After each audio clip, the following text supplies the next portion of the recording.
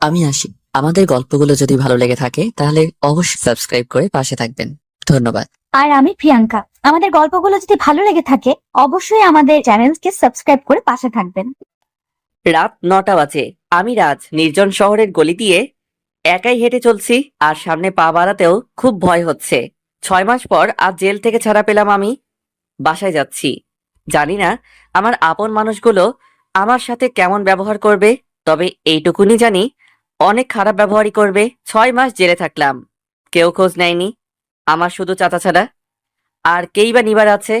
নিজের বউ তিশা ছাড়া। তিশা আমাকে ভুল বুঝেছে, সেটা আমি জানি, তবে এই ভুল হয়তো কোনো দিন আর ভাঙবেও না, কারণ আমার কাছে কোনো প্রমাণ নেই।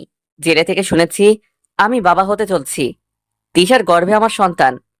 আর ভেবেছি তিশার আগের মাথায় আমার সন্তানের কোনো ক্ষতি করে বসবে না তো। হয়তো তিশা ওর সন্তানকে আমার সন্তান হিসেবে পরিচয় দিতে দিবে না। কথাগুলো ভাবতে ভাবতে বাসায় এসে গেলাম।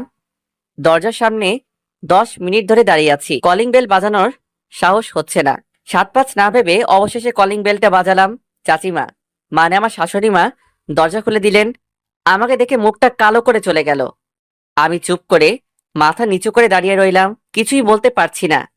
চোখ দিয়ে পানি পড়ছে, খুব বলতে ইচ্ছে করছে। মা, আমি সেদিন কিছুই করিনি, কেউ আমাকে ফাঁসিয়েছিল, আর আমাকে আবিরই ফাঁসিয়েছিল মা, কিন্তু বলতে পারছি না। একটা অজানা বাধা আমাকে আটকাচ্ছে। আরে রাজ, তুই কখন ছাড়া পেলে? উপরে তাকিয়ে দেখলাম চাচা। চাচা আমাকে জড়িয়ে ধরলেন। ভালো হয়েছে তুই এসেছিস, যা ঘরে যা, তারপর ফ্রেশ হয়ে আয়, একসাথে খাবো কেমন? হুম। আমি অনেকটা ভয় নিয়ে রুমে গেলাম, জানি না তিশা আমার সাথে কেমন করবে। আমি রুমে গিয়ে দেখি তিশা খাটের উপর বসে আনমনে কি যেন ভাবছে। কেমন আছো তিশা? তিশা আমার দিকে তাকিয়ে এতগুলা বকা দিল। তুই আমার রুমে আসছিস কেন? ওই ছোট লোকের বাচ্চা, তোর লজ্জা করে না জেল থেকে এসে আমাকে তোর ওই মুখ আমাকে দেখাতে? তিশা, আমাকে তুমিও ভুল বুঝতেছো, ওই দিন আমি কিছুই করিনি। তুই একটা লুচ্চা ছেলে। তোকে বিশ্বাস করে আমি অনেক বড় ভুল করেছিলাম, আর এখন তার মাসুল দিচ্ছি। তুই আমার চোখের সামনে থেকে দূর হ। তোকে আমি আর বিশ্বাস করতে চাই না। তিশা, আমাদের সন্তানের কথাটা একবার ভাবো তুমি। ওই, একদম আমাদের সন্তানের কথাটা একবারও বলবি না। ও শুধু তোর সন্তান, আমার না। পাপ হবে বলে ওকে আজও বাঁচিয়ে রেখেছি। যেদিন ও পৃথিবীতে আসবে তুই তোর সন্তানকে নিয়ে চলে যাবি। আমি তিশার কথা শুনে যেন আকাশ থেকে পড়লাম। আর চাচিমা এসে যা বললেন তা শোনার জন্য আমি মোটেও প্রস্তুত ছিলাম না। রাজ, তুই তুই আমার বাসায় এসেছিস কেন? তোর মুখটাও আমরা দেখতে চাই না। তুই আমাদের কাছে মারা গেছিস। আমার মেয়ে বিধবা হয়ে গেছে। তুই বের হ আমার বাসা থেকে। আমি চুপ করে দাঁড়িয়ে রইলাম। আমি সেদিন কোনো অন্যায় না করলেও সাজানো নাটকের একটা নায়ক হয়েছিলাম, তাই চুপ করে রইলাম। কিন্তু ওই কথাটা শুনতে খুব কষ্ট হলো।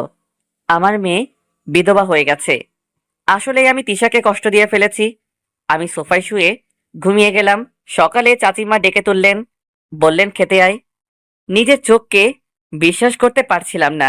ইনি কি রাতে আমাকে বকা দিয়েছিলেন? ফ্রেশ হয়ে নাস্তা করেছিলাম। আমার কোনো কাজ নেই, সারাদিন বাসায় বসে আছি। তিশা আমাকে দেখলেই বকা দেয়, তাই তিশার সামনে যাচ্ছি না, ছাদে বসে আছি। ভাইয়া, আমাকে কয়টা অঙ্ক করে দিবে? কথাটা শুনে চমকে গেলাম। পিছন ফিরে দেখি তামিম। যা আসতেছি। তামিমকে অঙ্ক করাচ্ছিলাম, কিন্তু অঙ্ক আর মিলাতে পারছি না। তারপর উঠে আসলাম, একটু রুমে গেলাম, দেখলাম তিশা কিছু একটা খুঁজছে। কি খুঁজছো তিশা? আমাকে বলো, আমি খুঁজে দেই। ওই ছোট লোকের বাচ্চা, লুচ্চা, তুই আমার সাথে গা ঘেঁষে কথা বলতে আসবি না, তাহলে তোর খবর আছে। তোমার এইভাবে খুঁজতে কষ্ট হবে, তাই বলছি। এমন করে বকা দাও কেন? হুম। আমার কষ্ট হলে তোর কি? হাইসে দরদ দেখাতে। এবার আমার খুব রাগ হলো, তাই বললাম, আমি তোমার কথা ভেবে আসিনি, আমি আমার সন্তানের কথা ভেবেই আসেছি। কি? তোর সন্তান মানে? ও শুধু আমার সন্তান। আমার সন্তানের দিকে হাত বাড়ালে তোর হাত আমি কেটে দিব। এবার আমি খুব অবাক হলাম। কি মেরে বাবা! তিশা, তুমি তো কালকে বললে আমার সন্তান আমার মতো খারাপ হবে, ওকে আমাকে দিয়ে দিবে। বের হ আমার রুম থেকে। আমিও বাড়াবাড়ি না করে বের হয়ে আসলাম, আর একটু মুচকি হেসে দিলাম। এভাবে তিশার বকা শুনে শুনে আমার 7 দিন কেটে গেল। ভাবলাম কিছু একটা করতে হবে, তাই একটা বন্ধুর কাছে গেলাম। আমাকে একটা কাজের ব্যবস্থা করে দিবে বলল, সব পেপারস নিয়ে যেতে বলল। পরের দিন ওর কথা মতো গেলাম, আর কাস্টমার সার্ভিসে একটা চাকরিও হলো। চাচা আমার চাকরির কথাটা শুনে অনেক খুশি হলেন। চাচিমা বললেন, তুই যদি কোনোদিনও চাকরি না পাইতিস তবুও আমাদের কোনো দুঃখ ছিল না, কিন্তু আমার মেয়েটাকে দুঃখের সাগরে ভাসিয়ে দিয়েছিস। চাচা তিশাকে আমার চাকরির কথাটা বলল, ও কিছুই বলল না, চুপ করে চলে গেল। চাচিমার কথাটা শুনে অনেক খারাপ লাগলো। এভাবেই চলে গেল 1 মাস। আজকে বেতন হলো, আমার হাতে টাকা, অনেক খুশি আমি। তখনই পুরনো কথা মনে পড়লো। রাজ সামনের মাসে টিউশনির টাকাটা দিয়ে আমাকে একটা শাড়ি কিনে দিবা, তাই দৌড়ে মার্কেটে গিয়ে একটা নীল শাড়ি কিনলাম তিশার জন্য। তারপর বাসায় আসলাম, তিশা জানালার কাছে বসে আছে। আমি শাড়িটা এগিয়ে দিয়ে তিশাকে বললাম, তিশা এই নাও তোমার শাড়ি। তিশা আমার দিকে তাকিয়ে একটা মুচকি হাসি দিয়ে শাড়িটা নিল। আমি অনেক খুশি হলাম, ভাবছিলাম, কিন্তু আমার এ হাসি বেশি সময় রইল না। তারপর শাড়িটা আমার মুখের উপর ছুঁড়ে মারলো। তিশা, এটা কি করলে তুমি? তুই ভাবলি কি করে ফকিরের বাচ্চা, তোর শাড়ি আমি পরবো? আমি শাড়িটা হাতে নিয়ে রেখে দিলাম।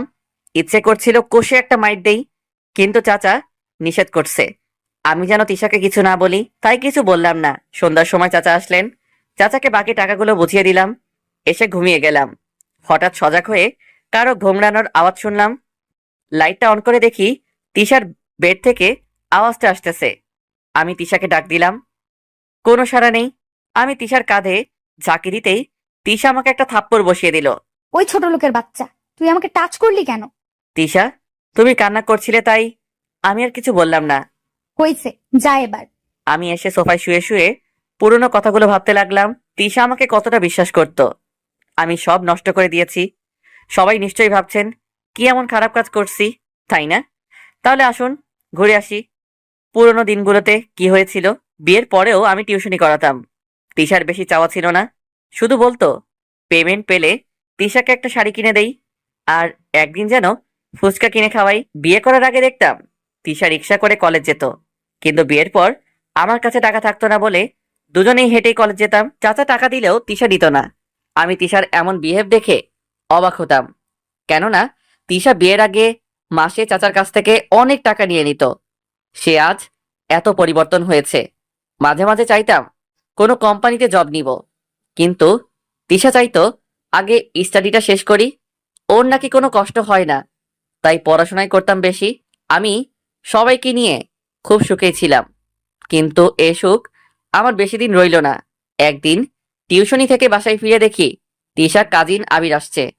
আমি ভিতরে ঢুকতে তিশা বলে উঠল, কি এত লেট করলে কেন? পড়াতে পড়াতে লেট হয়ে গেছে। তারপর তিশা সোফায় বসে থাকা ছেলেটার দিকে ইশারা করে বলল, ও আমার খালাতো ভাই আবির। আর আবিরকে বলল, এ আমার বর রাজ। তিশা আমার একটা হাত ধরে হেসে হেসে বলছিল। আমি আবিরের সাথে অনেক কথা বললাম। রাতে আবির চলে গেল। পরের দিন তিশা বলল, আমি আজ কলেজে যাব না রাজ, তুমি যাও। কেন, তোমার শরীর খারাপ? আমি তিশার কপালে হাত দিয়ে বললাম। তিশা হেসে দিয়ে বলল, নো মিস্টার রাজ, আমি একদম ঠিক আছি। তাহলে কলেজে যাবে না কেন? আম্মু আব্বু খালামণিদের বাসায় যাবে, আমিও যাব। তিশার কথা শুনে আমি তাকিয়ে রইলাম। তিশা আবারও বলে উঠল। আরে আবিরদের বাসায়। আমি আর কিছু না বলে কলেজে চলে আসলাম।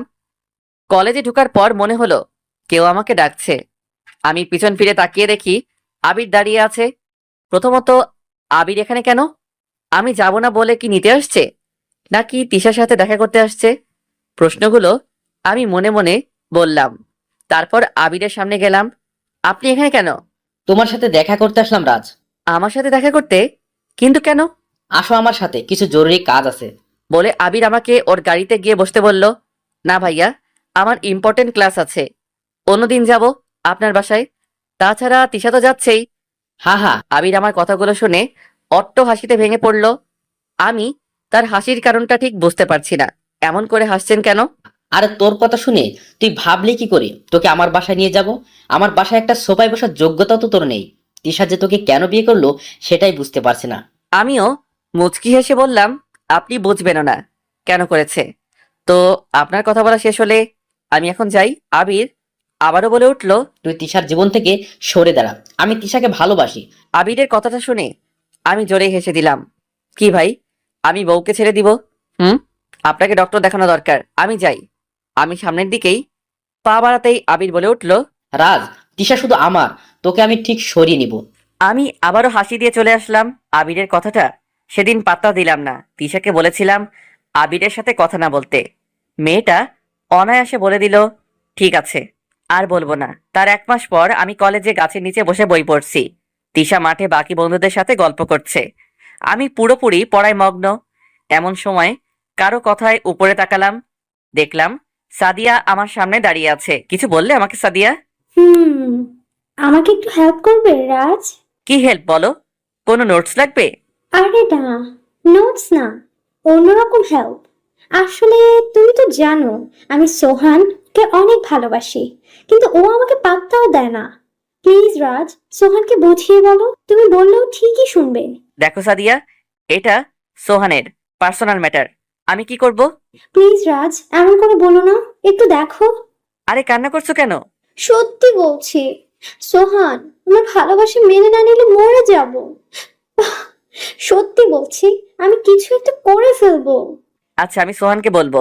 তাহলে এখনই চলো রাজ, সোহান কোথায় আছে আমি জানি, আর ও এখন একা আছে। প্লিজ রাজ, এইটুকুনি হেল্প করো। কি করব আমি বুঝতে পারছিলাম না। মেয়েটা কান্না করছে, তাই যেতে রাজি হলাম। কিন্তু রাজি হওয়াটা আমার জীবনের কাল হয়ে দাঁড়ালো। চলো তাহলে সাদিয়া। আমি বইটা ব্যাগে রেখে সাদিয়ার পিছু চললাম। আর যাওয়ার আগে তিশাকে ইশারা দিলাম, আমার একটু কাজ আছে। সাদিয়া যাচ্ছে, আমি তার পিছু পিছু যাচ্ছি। কলেজের ক্লাস হওয়া সবগুলো রুমই অতিক্রম করে ফেলছি। পুরনো বিল্ডিংটার কাছাকাছি এসে গেছি। আমার কেমন জানি সন্দেহ হতে লাগলো।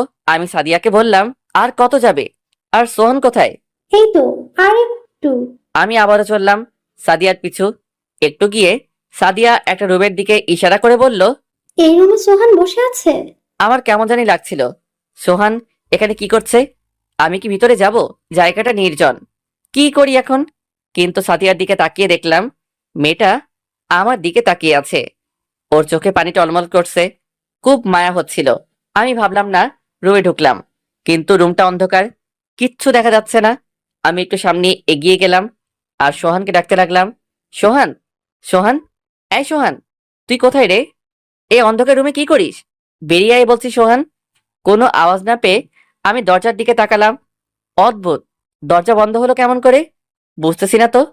আমি সাদিয়াকে ডাকতে যাব, তখনই রুমে লাইট জ্বলে উঠল। আমি সামনে তাকিয়ে অবাক হলাম। সাদিয়া দরজা বন্ধ করে দাঁড়িয়ে আছে আর মুচকি মুচকি হাসছে। আমি কিচ্ছু বুঝে উঠতে পারছি না। আমি ঘুরে তাকালাম সোহানকে দেখার জন্য, কিন্তু না, সোহান কোথাও নাই। আমি সাদিয়াকে প্রশ্ন করলাম, সোহান কোথায় সাদিয়া? সোহান তো নেই রাজ এখানে। সোহান এখানে নেই মানে? আর তুমি দরজা বন্ধ করলে কেন? আবিরকে চিনো? আবির আমাকে পাঠিয়েছে, তোমাকে মিথ্যে বলে এখানে নিয়ে আসলাম। এখন দেখো কি করি। বলেই সাদিয়া চেঁচাতে চেঁচাতে লাগলো, বাঁচাও কেউ, রাজ আমার ক্ষতি করো না। ইত্যাদি ইত্যাদি বলে। আমি সাদিয়ার এমন বিহেভে স্তব্ধ হয়ে গেলাম। তখনই আমার মনে তিশা তো মাঠে বসে আছে, আর মাঠ থেকে এই চিৎকার শোনা যাবে। আমি তাড়াতাড়ি করে বের হতে গেলাম, কিন্তু সামনে সাদিয়া দাঁড়িয়ে চেঁচাচ্ছে। কেমন করে বের হব আমি?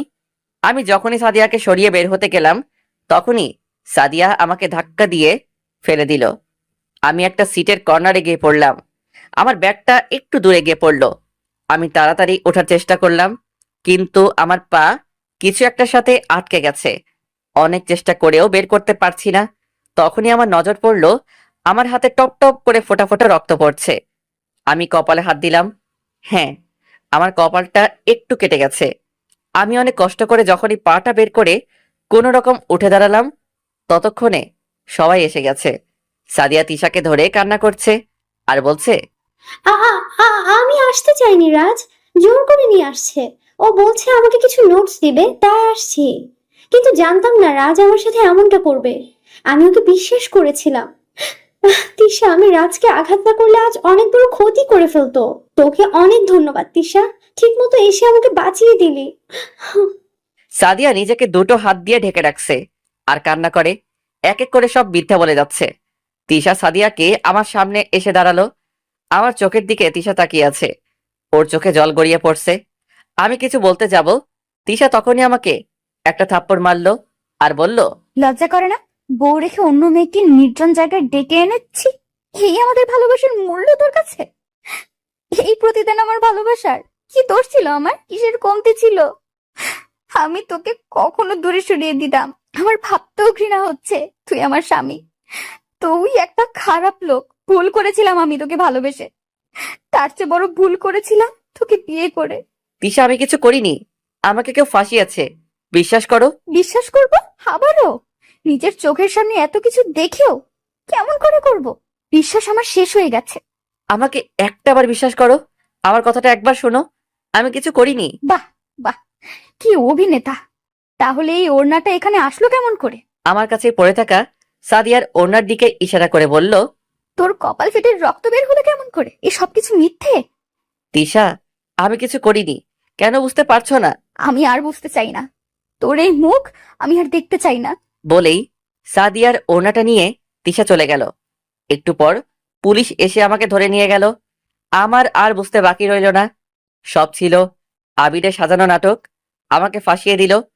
আবির ঠিক আজ আমাকে দিশার থেকে সরিয়ে দিল। আমাকে শুধু চাচা ছাড়া আর কেউ বিশ্বাস করতে পারলো না।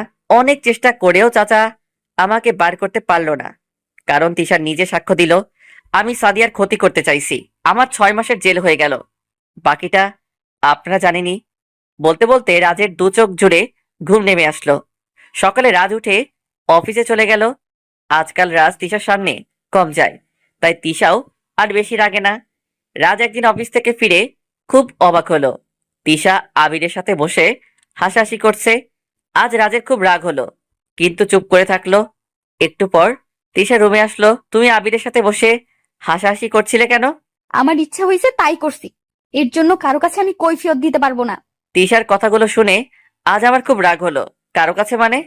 আমি তোমার বর, তাই আমি নিষেধ করছি, সো তুমি আবিরের সাথে কথা বলবা না, ব্যাস। তোকে আমি বর হিসাবে মানি না, আর কখনো মানবও না।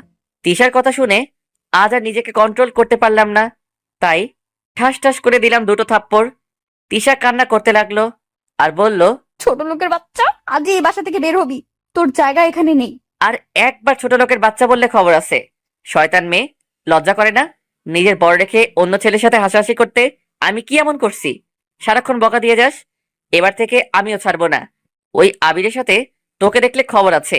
আমার অনেক রাগ হয়েছিল, তাই একদমই সবগুলো কথা বলে ফেললাম। তখনও তিশা কান্না করছিল। আমি দরজার দিকে তাকিয়ে অবাক হলাম। চাচিমা দরজার সামনে দাঁড়িয়ে আছে। জানি না রাগের মাথায় কি কি বলে ফেললাম। চাচিমা এসে আমাকে থাপ্পড় মারলো। বেরিয়ে যা আমার বাসা থেকে, এ বাসায় তোর জায়গা নেই। অনেক জ্বালিয়েছিস, এবার দূর হ। আমার মেয়ের নামে বদনাম করিস, তাই না? আবার আমার মেয়ের গায়ে হাত তুলেছিস। তোকে জেলে পচিয়ে মারার দরকার ছিল। ছোটবেলা থেকে খাইয়ে পড়ে এত বড় করেছিলাম এর জন্যই, তাই না? যেদিন মা বাবা মারা গিয়েছিল কোথাও তো জায়গা পাসনি। আজ আমি জায়গা দিয়েছি বলে এত কিছু করছিস। বেরিয়ে যা আমার বাসা থেকে, এখনই বেরিয়ে যা। তোর মতো ছেলের কোনো জায়গা নেই। চাচিমা কথাগুলো বলেই আমার কাপড় একটা ব্যাগে ভরে আমার মুখের উপর ছুঁড়ে মারলো। আজ আমারও খুব রাগ হলো, আর এত অবহেলা বকা সহ্য করতে পারছি না, তাই ব্যাগটা কাঁধে নিলাম। চাচিমা আমাকে ধাক্কা দিয়ে বের করে দিল। তারপর আমার মুখের উপর চাচিমা দরজা বন্ধ করে দিল।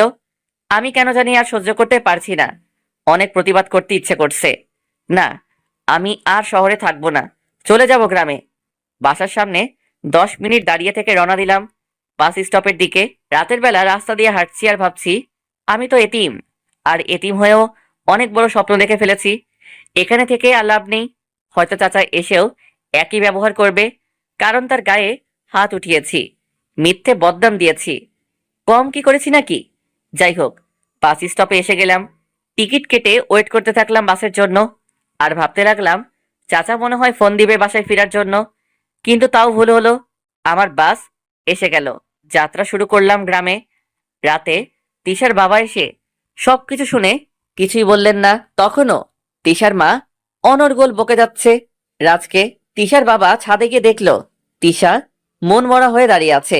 উনি তিশার পাশে দাঁড়ালো আর রাজকে ফোন দিল। ততক্ষণে রাজ ফোন বন্ধ করে দিয়েছে, ফোনটা সুইচ অফ দেখাচ্ছে।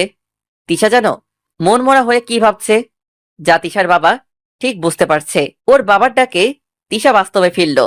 তিশা, তোকে কিছু কথা বলতে চাই। বলো বাবা, কি কথা? তুই রাজকে ভুল বুঝেছিস মা, ও নির্দোষ, কিছু করেনি। বাবা, তুমি কাকে নির্দোষ বলছো বলো তো?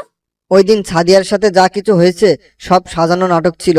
আবিরের কথাই সাদিয়া রাজকে ফাঁসিয়েছে, তোর কাছ থেকে রাজকে দূরে সরিয়ে দিয়েছে। কিন্তু কেন? আবির এমন কেন করবে? কারণ আবির তোকে ভালোবাসে। তুমি এসব জানলে কেমন করে? রাজ বলেছে তুই খুব কষ্ট দিয়ে ফেললি রাজকে। ছেলেটার কেউ নেই রে মা, তুই ছাড়া। কোথায় গেল এখন কে জানে, ফোনটাও অফ দেখাচ্ছে। বলেই তিশার বাবা চলে গেল। কথাগুলো শুনে তিশার চোখ দিয়ে পানি পড়ছে। কথা বলার ভাষা হারিয়ে ফেলেছে তিশা। কি বলবে, কত খারাপ করেছে রাজের সাথে। তিশা দৌড়ে রুমে গেল আর রাজকে কল দিল। এবার রাজের ফোনে রিং হচ্ছে। তিশা একটু হেসে দিল, মনে মনে ভাবতে লাগলো রাজ কোথাও যায়নি। পর মুহূর্তে তিশার মুখটা মলিন হয়ে গেল, কারণ রাজ ফোন কেটে দিল। তিশা আবারও ফোন দিল, এখন ফোন সুইচ অফ দেখাচ্ছে। সারা রাত তিশা ট্রাই করে গেল, কিন্তু রাজের ফোন বারবার অফ দেখাচ্ছে। তিশা বুঝতে পারলো রাজ আজ অনেক বেশি কষ্ট পেয়েছে। কিন্তু আবির এসব করেছে জানতে পারলে রাজের সাথে তিশা কখনো এমনটা করতো না। রাত পেরিয়ে সকাল হয়ে গেল। রাজের ঘুম ভাঙলো একটা লোকের ডাকে। রাজ হুড়মুড়িয়ে উঠল। বাস থেমে অটো করে চলে আসলো গ্রামে। বাড়িতে ঢুকতেই রাজের ছোট চাচিমা বলে উঠল, কি রে রাজ, তুই এত সকাল সকাল আসলি যে? রাজ কিছুই না বলে ছোট চাচাতো ভাই আরমানের রুমের দিকে পা বাড়ালো। পিছন থেকে চাচিমা আবারও বলে উঠল, কি রে, তিশা কোথায়? তিশাকে নিয়ে আসলি না? রাজ এবারও চুপ করে রইল। রুমে ঢুকতেই আরমান যেন চমকে উঠল, আরে রাজ ভাইয়া যে, কখন আসলে? রাজ কোনো উত্তর না দিয়ে ব্যাগ রেখে বিছানায় শুয়ে পড়ল। আরমান পড়ার টেবিল থেকে উঠে এসে বলল, ভাইয়া তিশা আপু আসছে নাকি? রাজ এবার আরমানের দিকে একটু রাগি মুডে তাকালো। আরমান আর কিছু না বলেই চলে গেল। ছোট চাচিমা আর আরমান বুঝতে পারলো কিছু একটু তো হয়েছে। আরমান চুপ করে তিশাকে ফোন দিল। হ্যালো তিশা আপু। হুম, বলো আরমান। আপু বাসায় কি কিছু হয়েছে? রাজ ভাইয়া আসলো এখন, কিন্তু কারোর সাথে কথা বলছে না। রাজ গ্রামে গেছে? হ্যাঁ তো, একটু আগেই আসলো। আপু কিছু হয়েছে? হুম, অনেক কিছু। কি হয়েছে আপু বলো। তারপর তিশা আরমানকে সবকিছু বলল। আপু চিন্তা করো না, ভাইয়া ঠিক চলে যাবে। আমি আম্মুকে বলি তাহলে, রাখি তাহলে। আরমান ফোন রেখে ওর আম্মুকে সবকিছু বলল। তাহলে রাজকে কিছু বলিস না আরমান, ও চুপ করে থাক। তিশা দৌড়ে গিয়ে ওর বাবাকে বলল, আব্বু, রাজ গ্রামে গেছে। ও গ্রামে চলে গেছে, তাহলে চিন্তা করিস না, চলে আসবে। কিন্তু তিশা কিছুতেই শান্তি পাচ্ছে না। আব্বু চলো, গ্রামে গিয়ে রাজকে নিয়ে আসি। আমি অনেক অন্যায় করেছি, প্লিজ আব্বু চলো। দরকার হলে আমি যাব, তুই রেস্ট কর। একদম টেনশন করবি না, তোর শরীরটা ভালো না। বাবার কথা শুনে কিছুটা শান্তি পেলেও মুহূর্তেই মন খারাপ করে ফেললো। কত বকা দিয়েছি রাজকে, নিজের সন্তানকেও বকা দিয়েছি আমি। আমি কত নিষ্ঠুর হয়েছি। তিশা ওর পেটে হাত দিয়ে বলল, মাফ করে দিস আব্বুটা, তোর পচা আম্মুটাকে। রাজ একটু ঘুমানোর পর উঠে চাচিকে বলল, ছোট মা, অনেক ক্ষুধা পাইছে, খেতে দাও তো। তুই রুমে গিয়ে বস, আমি নিয়ে আসছি। না ছোট মা, রান্না করেই বসে খাবো। এখানে বসে খাবি? তুই রুমে যা, আমি টেবিলে খাবার দিচ্ছি।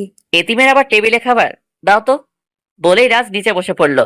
ওর ছোট মা এতিম কথাটা শুনে এক দৃষ্টিতে রাজের দিকে তাকিয়ে আছে। তারপর বলল, তুই এতিম কে বলেছে রাজ? আমরা কি মারা গেছি? খেতে দাও তো। এতিমকে এতিম বলবে না তো কি বলবে? আর এতিম শুনতে খারাপ লাগে না, বরং ভালোই লাগে।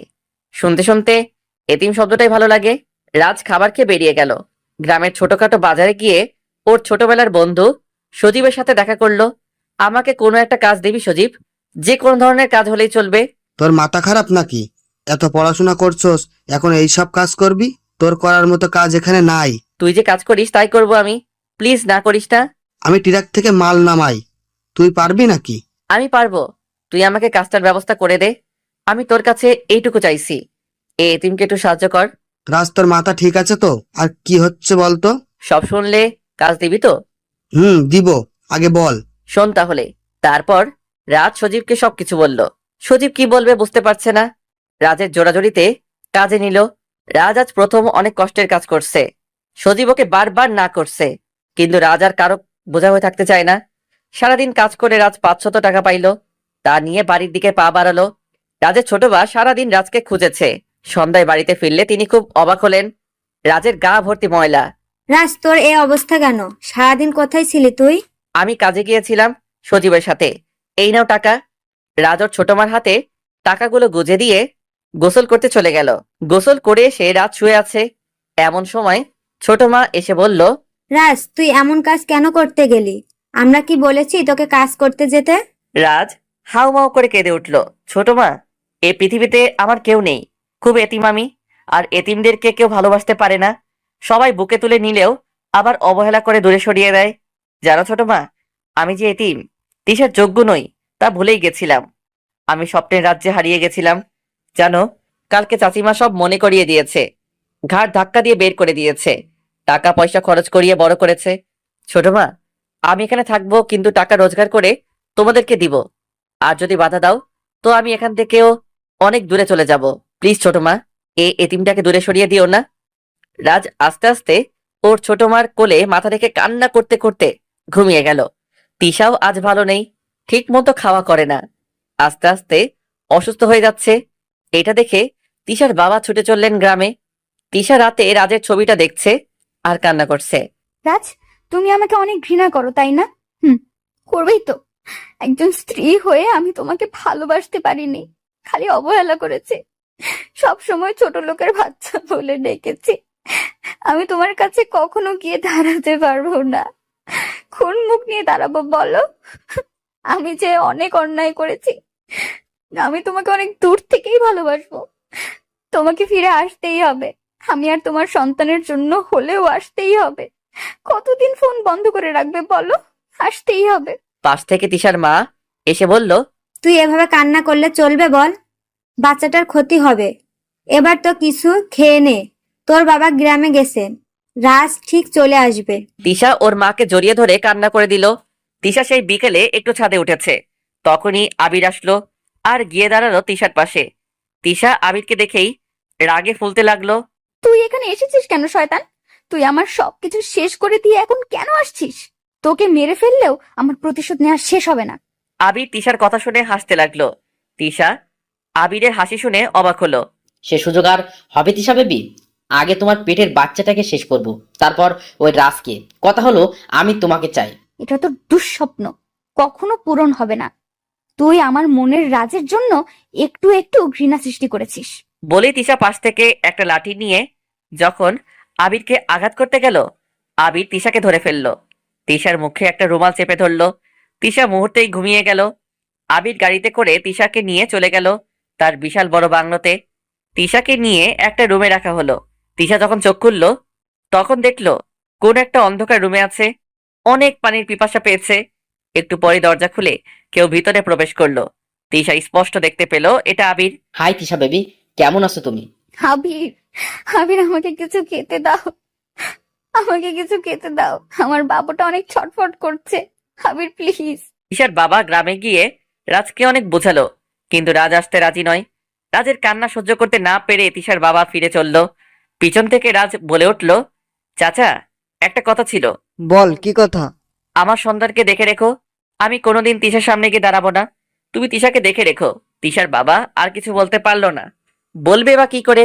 তিশা তো রাজকে কম কষ্ট দেয়নি, তবুও বলে গেল। তিশা অনেক কান্না করে, পারলে চলে আসিস। তিশা এভাবে ডিপ্রেশনে থাকলে তোদের সন্তানেরই ক্ষতি হবে।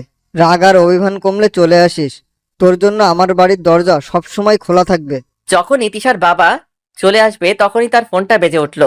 রিসিভ করতেই ওই পাশ থেকে তিশার মা কান্না করতে করতে বলল, তিশাকে কোথাও খুঁজে পাওয়া যাচ্ছে না, বাসায় তো ছিল, এখন নেই। পুরো বাসা খুঁজেছি, কোথাও নেই। তিশার বাবা আর কথা না বাড়িয়ে তাড়াতাড়ি বেরিয়ে আসলেন। রাজ রাতে শুয়ে শুয়ে ভাবতে লাগলো, তিশার কিছু হলো না তো। রাজ ওর ফোনটা অন করলো, সাথে সাথে অনেকগুলো এসএমএস আসলো। রাজ এসএমএস গুলো পড়ে কান্না করে দিল।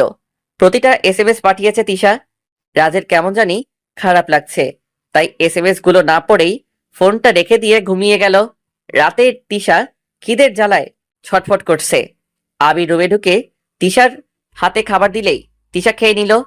আবির, আমাকে ছেড়ে দাও প্লিজ। সেটা কি করে হয় তিশা বেবি? আমি যে তোমাকে অনেক ভালোবাসি, আমি তোমাকে বিয়ে করবো ডার্লিং। শয়তান, তুই জানোস না বিবাহিত? আমি অন্তঃসত্ত্বা। তারপর কেন এমন করছিস? কালকের মধ্যে তোমার এই সন্তান পৃথিবীতে আসবে, বাট মৃত। আর এই অগ্রিম খবর সবার আগে জানবে তোমার বর রাজকে। বলেই আবির তিশাকে একটা থাপ্পড় মারল আর বলল, তোর অবস্থা এমন করব যা দেখে তোর বাবা চিন্তা করতে পারবে না আবির কতটা খারাপ। তোর বাবা আমার সাথে অনেক বড় প্রতারণা করেছে, তার মাসুল এখনই তুই দিবি। বলেই আবির চলে আসলো। তিশা আবিরের কথা বুঝতে পারছে না, ওর বাবা আবিরের সাথে কিসের প্রতারণা করেছে যার জন্য আবির আমার সন্তানকে মেরে ফেলতে চায়। তিশা আস্তে আস্তে বেশি অসুস্থ হয়ে যাচ্ছে। না, আমাকে সুস্থ থাকতে হবে আমার সন্তানের জন্য। তিশার বাবা বাসায়। ফিরে অনেক জায়গায় খুঁজলো, থানায় গিয়ে পুলিশকেও জানালো। আবিরের খোঁজ নিল, যতদূর সম্ভব জানতে পারলো আবির দেশে নেই, চলে গেছে 10 দিন আগে। তিশার বাবা ভাবতে পারছেন না আমার মেয়ের তাহলে কি হলো। রাজকে সব ফোন করে জানালো। রাজ চুপ করে থেকে ফোনটা রেখে আবার ঘুমিয়ে গেল। রাতে তিশা বাংলোর পিছনে দরজা দিয়ে পালালো। অনেকটা পথ তিশা পাড়ি দিয়েছে। তিশা আচমকা হেসে দিল। আবির আমার সন্তানের কিছুই করতে পারবে না। কিন্তু তিশা আর হাঁটতে পারছে না, পাগুলো অবশ হয়ে গেল। তাই একটা গাছের নিচে বসে ঘুমিয়ে গেল। যখন তিশার ঘুম ভাঙলো, তিশা আবিরের সেই বাংলোতে। ওয়েলকাম মাই সুইট হার্ট, সুপ্রভাত তিশা বেবি। তিশা বুঝতে পারছে না এখানে আসলো কি করে। তুমি কেমন করে ভাবলে পালিয়ে যাবে আমার কাছ থেকে? এত সোজা না তিশা, তুমি কখন আমার কাছ থেকে ছাড়া পাবে না। খেয়ে নাও, আজই তোমার সন্তানের শেষ দিন। বলেই আবির চলে গেল। তিশা আল্লাহকে ডাকতে লাগলো। আল্লাহ, তুমি আমার সন্তানকে বাঁচাও, একবার রাজের কাছে ক্ষমা চাওয়ার সুযোগ করে দাও। রাত সকালে উঠে কাজে চলে গেল। কিন্তু আজ রাজ কাজে তেমন মন বসাতে পারছে না, কেমন জানি করছে। যা লক্ষ্য করেছে সজীব। কিরে রাজ, কিছু হয়েছে? না রে বলেই রাজ কাজ করতে লাগলো। হঠাৎ করে রাজের ফোনে একটা এসএমএস আসলো। রাজ এসএমএসটা দেখে থমকে গেল। নাম্বারটা আবিরের, আর এসএমএসটা হলো, রাজ তোর তিশা এখন আমার কাছে, আর তোর সন্তানেরও শেষ সময়, পারলে ঢাকায় চলে আয়। রাজ বুঝতে পারলো তিশাকে পাওয়া যাচ্ছে না, এটা সত্যি। এতদিন ভেবেছিল রাজ হয়তো আমি যাতে ফিরে যাই তাই এসব বলছে।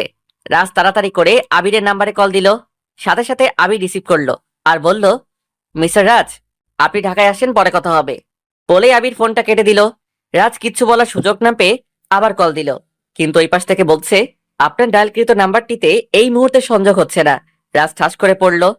কাজের ফাঁকে যা লক্ষ্য করলো সজীব। কি রাজ, কি হয়েছে? রাজ সজীবকে সবকিছু বলল। তুই আজই ঢাকায় যা ভাই, তিশাকে বাঁচা। তোর সন্তানকে বাঁচাবি তো নাকি? রাজ তাড়াতাড়ি বাড়িতে ময়লা কাপড় ছেড়ে রেডি হয়ে রওনা হলো ঢাকার উদ্দেশ্যে। গাড়িতে থেকেও রাজ অনেকবার কল দিল আবিরকে, কিন্তু এখনো একই কথা বলছে। তিশা ভয় কান্না করছে। আবির বলেছে ও আমার সন্তানকে মেরে ফেলবে। হে আল্লাহ, তুমি আমাকে আর আমার সন্তানকে বাঁচাও। এমন সময় আবির আসলো আর বলল, ভেবেছিলাম তোমার সন্তানকে আজকেই মেরে ফেলবো, কিন্তু না, তোমার বর আসছে ঢাকায়। আমার পাওনা টাকা আদায় করে তোকে এমন শাস্তি দিব তিশা, তুই ভাবতেও পারবি না। বলেই তিশাকে আবির আরেকটা থাপ্পড় মারলো। তিশা কান্না করতে করতে বলল, আমার সাথে তোর কিসের এত শত্রুতা বল, কেন এমন করছিস? শত্রুতা তোর সাথে নয়, তোর বাবার সাথে। উনি আমাকে ঠকিয়েছেন, আমার সাথে বিজনেস করে টাকা মেরে দিয়েছে। আমিও টাকা আদায় করেই ছাড়বো, না হলে তোকে শেষ করে ফেলবো। বলেছিল তোকে আমার সাথে বিয়ে দিবে, সেখানেও ঠকিয়েছে। কি ভেবেছে তোর বাবা, আমি কাউকে ছাড়বো না। বলে আবির টেবিলে ঘুষি মারলো।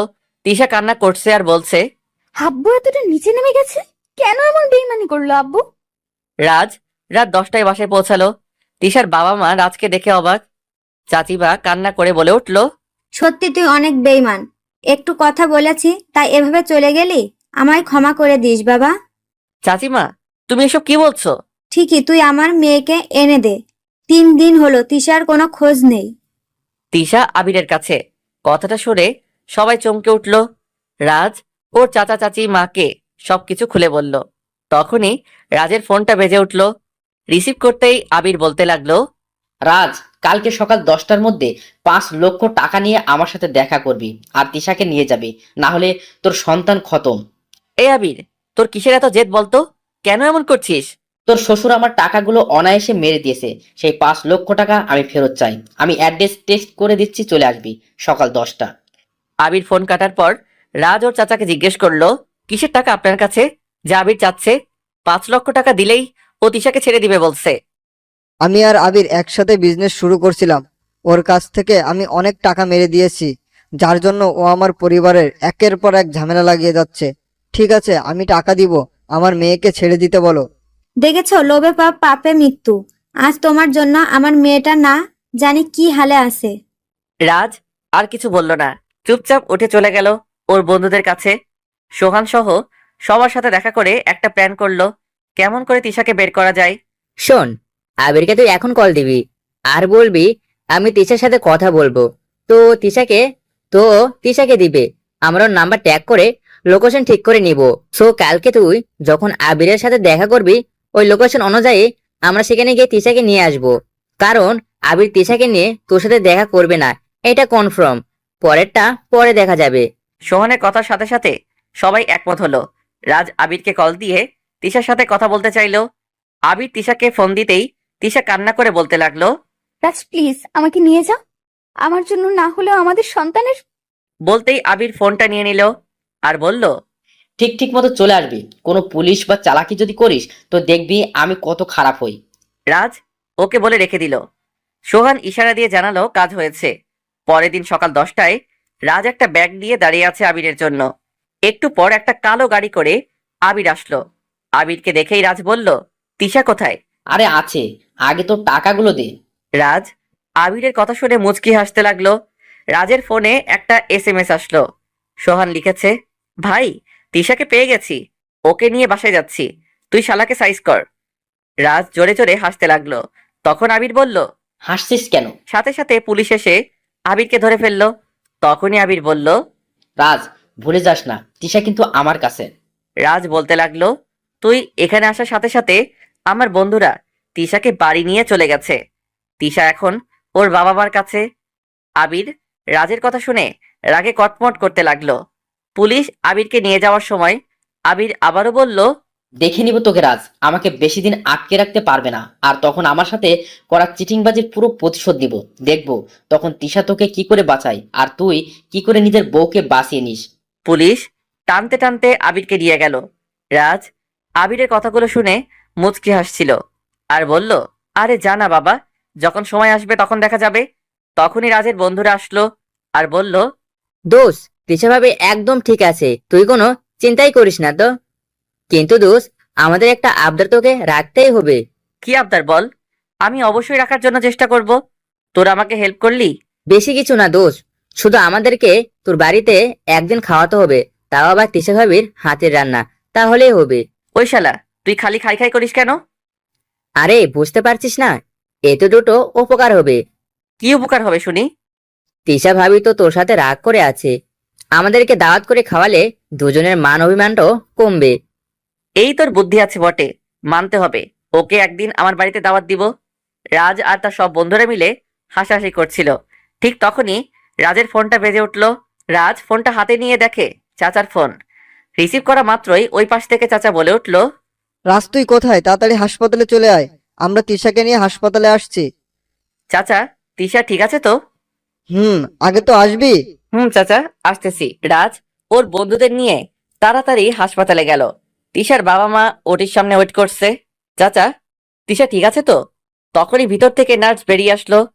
মিস্টার রাজ, আপনার জন্য গুড নিউজ আছে, আপনার মেয়ে হয়েছে। রাজের মুখে মুচকি হাসি ফুটে উঠল। রাজের বন্ধুরা বলল, তোকে তো আজকে ডাবল মিষ্টি খাওয়াতেই হবে, তা না হলে তোকে আর ছাড়ছি না। রাজ ভিতরে গিয়ে দেখলো তিশা শুয়ে আছে। রাজ যখনই ওর মেয়েটিকে তুলে কোলে নিবে তখনই তিশা বলে উঠল, ওই, তুই আমার মেয়েকে কোলে নিবি না, ও শুধু আমার মেয়ে আর কারো নয়। তিশার কথাটা শুনে সবার মুখের হাসি যেন 1 মিনিটে দূর হয়ে গেল। কি বলছিস মা? তোর মেয়ের বাবা রাজ? সবকিছু তো আবিরের জন্যই হয়েছে, তারপরও রাজকে অপমান করছিস কেন? মা, তুমি এখানে কথা বলবা না, যা কিছু করার আমি করব। রাজ আমাদের বাড়িতে আর থাকতে পারবে না, ও গ্রামের বাড়ি চলে যাবে, সাথে সাথে আমিও যাব আর আমার মেয়েও। তিশা কি বলছে ঠিক কেউ বুঝে উঠতে পারছে না। রাজও আহাম্মক হয়ে দাঁড়িয়ে আছে। তিশা সবার মুখের দিকে তাকিয়ে হাসছে। সবাই ভয় পেয়ে গেল, তাই না? তখন সবাই বুঝতে পারলো তিশা সবার সাথে মজা করছে। রাজ আর তিশার মেয়েকে একে একে সবাই কোলে নিল। 3 দিন পর তিশাকে বাড়ি নিয়ে গেল। অনুষ্ঠান করে তিশা আর রাজের মেয়ের নাম রাখা হলো রোজা। ওই দিন রাজের সব বন্ধুদেরকে দাওয়াত করে খাওয়ানো হলো। একদিন তিশার কথা শুনে রাজ খুব অবাক হলো। রাতে তিশা রাজের পায়ে পড়ে বলল, তুমি আমাকে ক্ষমা করে দাও রাজ, আমি তোমাকে অনেক অপমান করেছি। রাজ তিশাকে তুলে বলল, আমার কিছুই মনে নেই। তিশা রাজকে জড়িয়ে ধরে কান্না করে দিল। রাজ আবারও তার অফিসে জয়েন করলো। রাজ, তোমাকে একটা কথা বলি। বলো তিশা, কি বলবে? সেদিন সাদিয়া কি বলে তোমাকে ডেকে নিয়ে গেছিল? রাজ অনেকটা সময় তিশার দিকে তাকিয়ে থেকে বলল, সোহানের কথা বলে। ঠিক আছে, তুমি অফিস যাও। কিছু হয়েছে কি? হঠাৎ আজকে সাদিয়ার কথা বলছো? না, কিছু না। রাজ রোজাকে কোলে নিয়ে আদর করে অফিস চলে গেল। এইদিকে তিশা মনে মনে হাসছে। রাজকে সাদিয়ার কথা বললেই কেমন ভয় পায়। আর মাত্র 5 দিন বাকি পড়েই আসছে রাজ তিশার বিবাহবার্ষিকী। এই 5 দিন আগে থেকে রাজের সাথে আমার ঝগড়া বাঁধতে হবে, তারপর রাজকে সাডেনলি সারপ্রাইজ দিব। তিশা সবকিছু রেডি করে রাখলো। রাজ বিকেলে বাসায় ফিরলো। রাজ আজ তিশার ব্যবহার দেখে খুব অবাক হলো। হঠাৎ তিশা এমন করছে কেন? রাজ বুঝতে পারছে না। রাজ খাবার খেয়ে রুমে গেল। তিশা মুখটা গোমড়া করে বসে আছে। রোজা কান্না করছে। এইদিকে তিশার কোনো ভ্রুক্ষেপই নেই। কি ব্যাপার তিশা? রোজা কান্না করছে আর তুমি চুপ করে বসে আছো যে? তাতে আমার কি? তোমার মেয়ে তুমি দেখে রাখবে। আমার মেয়ে মানে? আমাদের দুজনেরই তো মেয়ে রোজা। হইছে, তুমি তোমার মেয়েকে নিয়ে আমার সামনে থেকে যাও। কি হয়েছে তিশা? বলবা তো? কেন এমন করছো? আমার খাবারটাও দিলে না। কিচ্ছু হয়নি তো। তিশা রুম থেকে চলে আসলো। আসার আগে দেখলো রাজ রোজাকে কোলে নিয়ে আনমনে কি যেন ভাবছে। তিশা একটা মুচকি হাসি দিয়ে চলে আসলো। রাজ ভাবতে লাগলো তিশা এমন করছে কেন? আমাকে তিশা অবহেলা করুক, তাতে কিছু যায় আসে না, কিন্তু রোজাকে অবহেলা করছে কেন? রাজ রোজাকে ঘুম পাড়িয়ে দেয়, তারপর চাচাকে ফোন দেয়, কারণ তারা কয়েকদিনের জন্য গ্রামে গেছেন। রাজ জানে চাচারা কবে আসবে। তারপর রাত শুয়ে ঘুমিয়ে গেল। সকালে উঠে দেখলো তিশাও পাশ করে ঘুমিয়ে আছে। রাজ বুঝতে পারলো তিশা কিছু একটা নিয়ে ক্ষেপে আছে। রাজ রোজাকে তুলে হাত মুখ ধুয়ে নিল। রোজা এখন একটু দাঁড়াতে পারে মাত্র, একটু আম্মু আর আব্বুও বলতে পারে। রাজ তো অবাক। ছোট রোজা আদো আদো করে আব্বু ডাকে। তারপর রাজ তিশার কাছে রোজাকে রেখে অফিসে চলে যায়। তিশা রোজাকে খাবার খাইয়ে নেয়। তারপর ওর বান্ধবী নিহাকে ফোন দেয়। নিহাকে নিয়ে তিশা শপিং করে। আসার সময় তিশা রাস্তায় আবিরকে দেখে। আবিরকে দেখে তিশা সামান্য ভয় পায়। রাজকে আবিরের কথা বলবে ভেবে পরে আর বলে না। তিশা ওদের বিবাহ বার্ষিকী পালন করার জন্য সমস্ত আয়োজন করে নেয়, কিন্তু রাজকে কিছুই বুঝতে দেয় না। ওইদিকে রাজ ভাবতে থাকে তিশা কেন এমন করছে। রাজ বিকেলে বাসায় যায়। আজও তিশা রাজের সাথে কথা বলে না। রাজ তিশাকে জিজ্ঞাসা করে, তিশা তুমি এমন করছো কেন আমার সাথে? কি করেছি বলবা তো? রাজ অবাক হয়ে আছে তিশার কথা শুনে, কারণ রাজ অফিসে কোনো মেয়ের সাথে তেমন কথাই বলে না।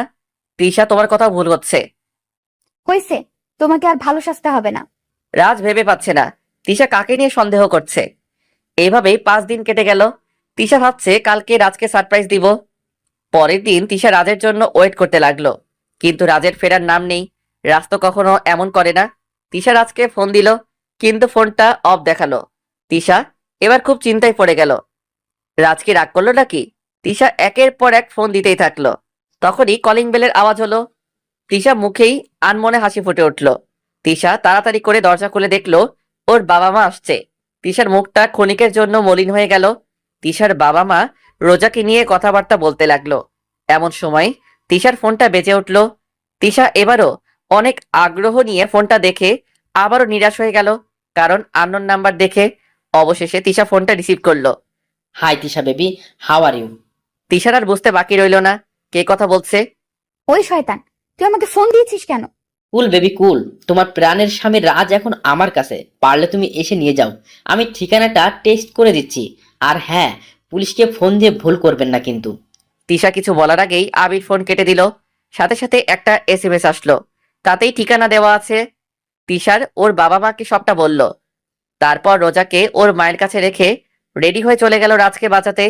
তিশা জানে আবির তিশাকে পেলে রাজকে ছেড়ে দিবে।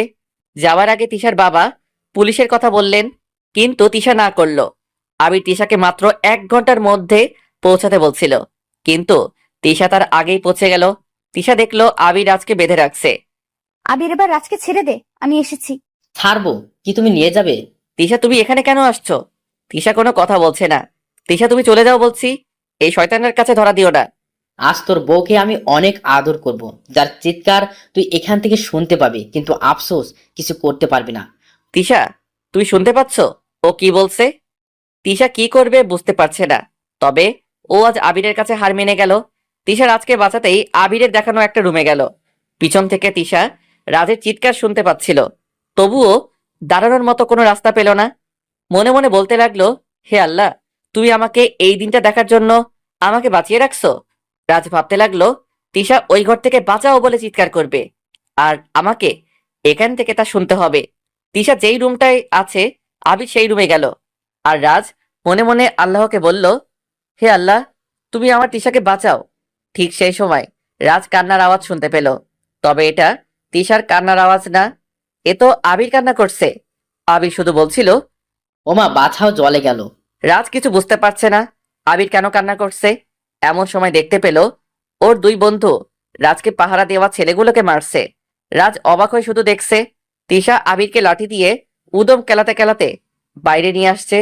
আবির ওর দুই চোখ ধরে কান্না করছে। রাজের বন্ধুরা রাজের বাঁধন খুলে দিল আর বলল, ভাবি দিন বেশি করে। তিশা আবিরকে অনেক মারছে আর আবির শুধু বলছে, ও বোন ছেড়ে দাও, আমাকে পুলিশে দাও, আমি আর জীবনে কোনো মেয়ের দিকে তাকাবো না। আগে বল, আমার আর রাজের মধ্যে বাধা হয়ে দাঁড়াবে কোনোদিন? না বোন, আর কোনোদিন এমন করব না। তিশা তখনও আবিরকে মারছে। রাজ গিয়ে তিশাকে থামালো। পুলিশ এসে আবির ও তার ছেলেদেরকে ধরে নিয়ে গেল। রাজ এখনো বুঝতে পারছে না তিশা আবিরকে কি করলো। ও ওইভাবে চোখ ধরে কান্না করছিল। তখনই তিশা বলল, আমি বাসা থেকে মরিচের গুঁড়ি নিয়ে আসছিলাম। আবির যখন আমাকে ধরতে গেল আর আমি গুঁড়িগুলো ওর চোখে মারলাম, কাজ হয়ে গেল। রাজ তিশার কথা শুনে হা করে তিশার দিকে তাকিয়ে রইল। তিশা রাজের বুকটা অফ করিয়ে দিয়ে বলল, এবার বাড়ি চলেন। রাজ বাসায় গিয়ে চাচা চাচিকে দেখে বলল, তোমরা এসে গেছো? তোর কিছু হয়নি তো বাবা? রাজ হেসে দিয়ে তিশা কি আবিরকে মারছিল তা বলল। তারপর রাজ রুমে গেল। রোজা ঘুমিয়ে আছে। রোজার কপালে একটা চুমু খেলো। তখন তিশা পিছন থেকে জড়িয়ে ধরে বলল, হ্যাপি ম্যারেজ ডে। রাজ সামনে ঘুরে অবাক হলো। আজ তিশা সেই শাড়ি পরছে যা একদিন তিশা রাজকে অবহেলা করে ফেলে দিয়েছিল। আর আজ যে ওদের ম্যারেজ ডে ছিল তা মনে ছিল না। তিশা এবার বলল, আমার গিফটটাও। রাজ কি বলবে বুঝতে পারলো না। তুমি আমাকে আগে মনে করিয়ে দিবে তো?